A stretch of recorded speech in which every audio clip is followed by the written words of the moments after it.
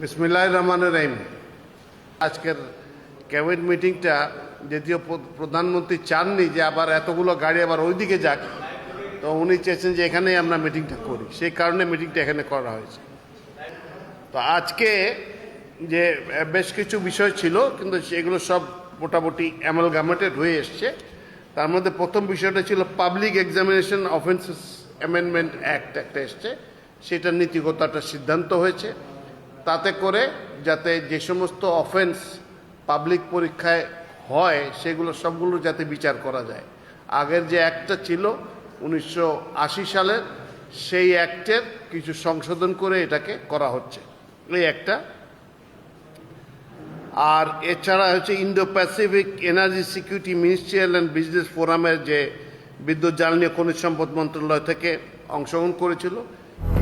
200-র বেশি সার্ভিস ও ফিচারে লেনদেনের সব বিকাশ অ্যাপে সম্ভব। এইটার যে ইম্পর্টেন্সটা আছে সেটা ক্যাবিনেটকে ইনফর্ম করেছেন ক্যাবিনেট মিনিস্টার জনাব বিদ্যুৎ জ্বালানি ও খনিজ সম্পদ মন্ত্রণালয়ের দায়িত্বপ্রাপ্ত মন্ত্রী, যারা ওইটাতে যোগদান করেছিলেন তারা। আর এছাড়া মূলত আলোচনাটা আজকে হয়েছে যে আমরা কিভাবে মধ্যপ্রাচ্য যুদ্ধের ফলে যেখানে আমাদের সাপ্লাই লাইনটা ইনসিকিউর হয়ে গেছে, সেইটাকে কিভাবে আমরা, তার ফলে যে প্রাইসের ফ্ল্যাকচুয়েশন হচ্ছে, তো সেইটাকে মোকাবেলার জন্য আমরা কি কি ব্যবস্থা নিতে পারি। তো এর মধ্যে বেশ কিছু সিদ্ধান্ত হয়েছে। তার মধ্যে একটা আছে যে বাণিজ্যিক অফিসগুলো আমরা কমিয়ে নিয়ে আসতেছি, 1 ঘন্টা করে, 9টার থেকে 4টা পর্যন্ত অফিস চলবে, সকল অফিস। এটা সরকারি বেসরকারি সকল অফিস 9টার থেকে 4টা চলবে। আর ব্যাংকিংগুলো চলবে আওয়ার্স 9টার থেকে 3টা পর্যন্ত, 4টায় ব্যাংক বন্ধ হয়ে যাবে। শিক্ষার বিষয়ে শিক্ষা মন্ত্রণালয় যে বিভিন্ন জায়গায় যে চাহিদা আছে বিভিন্ন পর্যায়ে, সেটা বিবেচনা করে নিয়ে রোববার থেকেই কিছু আলাদা নির্দেশনা দেওয়া শুরু করবে ইনশাআল্লাহ। এছাড়া সরকারি কিছু ব্যয় হ্রাস কমানো হচ্ছে। আগামী 3 মাস পর্যন্ত সরকারি কোনো নতুন যানবাহন ক্রয় করা হবে না, কোনো জলযান ক্রয় করা হবে না, কোনো আকাশযান ক্রয় করা হবে না, কোনো কম্পিউটার সামগ্রী ক্রয় করা হবে না। এছাড়া অভ্যন্তরীণ প্রশিক্ষণ যেগুলো আছে সেগুলো 50% বন্ধ করা হয়েছে, যে 50% কমিয়ে নিয়ে আসা হয়েছে। সরকারি অর্থায়নের সকল বৈদেশিক প্রশিক্ষণ বন্ধ করা হয়েছে পুনরাদেশ না দেওয়া পর্যন্ত।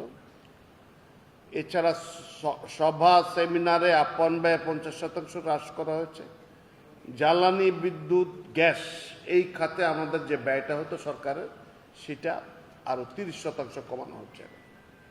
আজকের থেকে এটা এফেক্টিভ হয়ে গেলে তারপরে ব্যবস্থা করা হবে।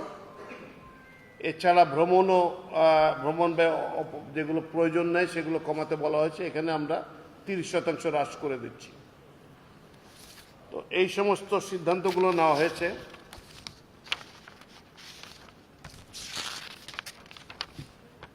ও আচ্ছা, আরও একটা সিদ্ধান্ত নেওয়া হয়েছে যে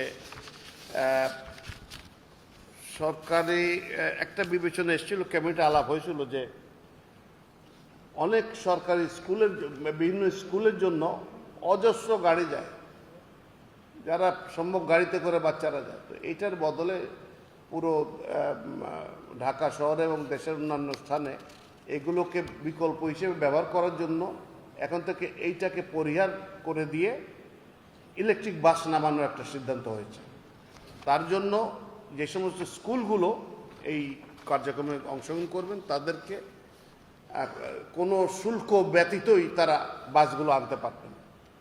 একই সুবিধা দেওয়ার জন্য কমার্শিয়াল ক্ষেত্রে যারা বাস নেবেন অন্যান্য ক্ষেত্রে তারাও নিতে পারবেন, তবে তাদের ক্ষেত্রে 20% শুল্ক ধার্য করা হবে, এই একটা সিদ্ধান্ত হয়েছে। হ্যাঁ, তবে একটা শর্ত যে পুরনো বাস আনা যাবে না, নতুন বাস, ব্র্যান্ড নিউ বাস আনতে হবে। এই জিনিসগুলো আছে। আর এছাড়া বেশ কিছু আরও কিছু কিভাবে আমরা এই জায়গাতে আরও সরকারের কর্মকাণ্ড এবং আপনার ইকোনমি তো অনেক জটিল, সেগুলোর ভিতরে আর কি কি জিনিস করা যায় সেগুলোর জন্য সরকারের প্রচেষ্টা আরও অব্যাহত থাকবে, সে ব্যবস্থা করা হচ্ছে।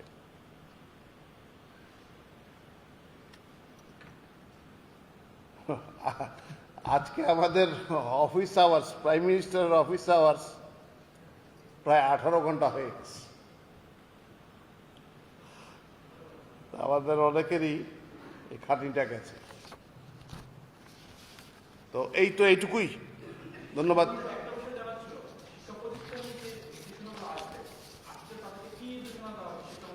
না, এটা তো এই সময়টার ভিতর তারা করবেন। রোববার থেকে কিছু কিছু ক্ষেত্রে আলোচনার দরকার আছে, কারণ ওগুলো তো সব ক্লাসে সব রকমের ব্যবস্থা হবে না।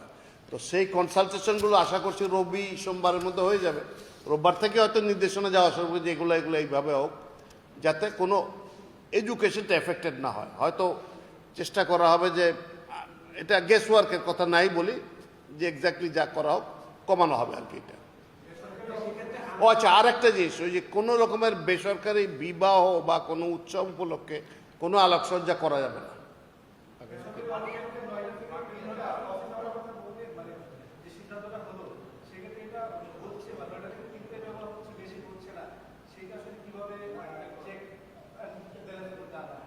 এগুলো যারা ওই বেসরকারিতে চাকরি করে তারাই খবর দিয়ে দিবে যে আমাদের এখানে পালন হচ্ছে না।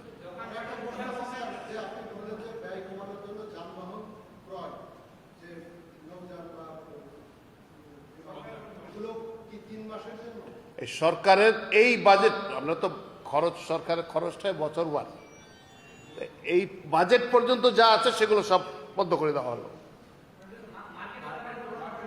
কোনটা? দোকানপাট যে বললাম 6টার সময় বন্ধ হয়ে যাবে সব। জি, 6টার থেকে। হ্যাঁ, শপিং মল, সব দোকানপাট বলতে শপিং মলও তার মধ্যে পড়ে। জি, সকল ধরনের মার্কেট 6টার পরে কোনো মার্কেট চলবে না। খাবার দোকান, ওষুধের দোকান, খাবার দোকান, ওষুধের দোকান, এইরকম জরুরি যেটা অর্থবার্ষিক সবার সবসময় যা থাকে সেগুলো খোলা থাকবে আগামীকাল।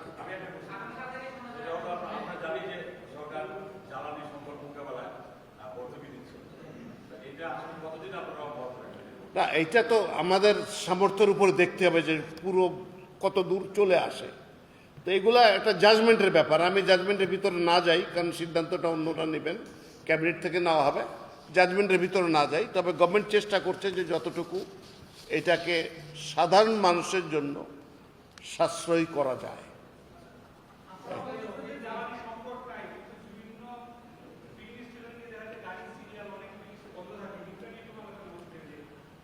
এগুলো সবই তো আলোচনা হয়েছে। আপনারাও জানেন যে এরকম লাখে লাখ লিটার বাইরের থেকে আবিষ্কার হচ্ছে। তো ওইটার জন্য তো এটা তো কি মানুষের করা সংকট। আমাদের সাপ্লাই লাইনটা আমরা সচল রাখার চেষ্টা করছি।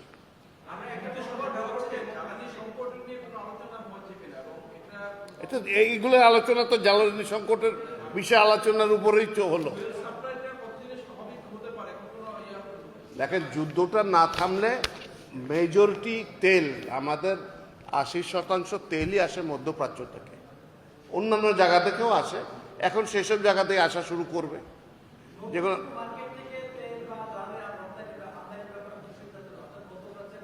এটা তো চলছে, অবশ্যই চলছে। মালয়েশিয়ার থেকে আসা শুরু হয়েছে, ইন্দোনেশিয়া থেকে আসা শুরু হয়েছে। আশা করছি এগুলো মালয়েশিয়া ইন্দোনেশিয়া থেকে আসবে। ইভেন কি কাজাখস্তানের থেকেও আসার একটা সম্ভাবনা দেখা দিয়েছে, আমরা ব্যবস্থা নিয়েছি।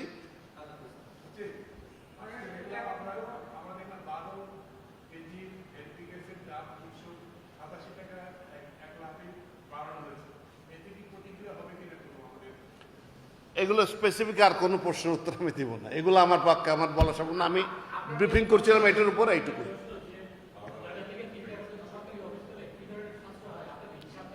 একটা ক্যালকুলেশন আছে, এটা ডিটেল হিসেবে আপনাকে দিতে পারবো না এখন। 9টা থেকে 4টা।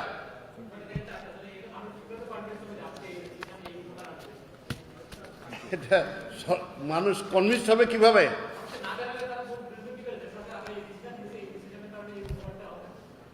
আপনি ক্যালকুলেশন করে দেখেন। না, এটা কোনো সিদ্ধান্ত আসেনি এখন। সেগুলো ওই শিক্ষা মন্ত্রণালয় বিস্তারিত আলাপ করে স্পেসিফিক করে দেখবে এটা।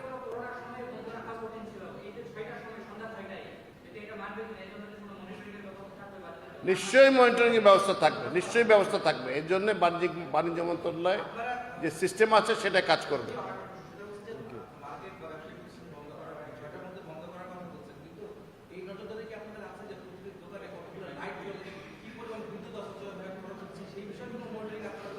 সেই কারণেই তো এই জিনিসগুলো করা হচ্ছে, না হলে সন্ধ্যার সময় আমার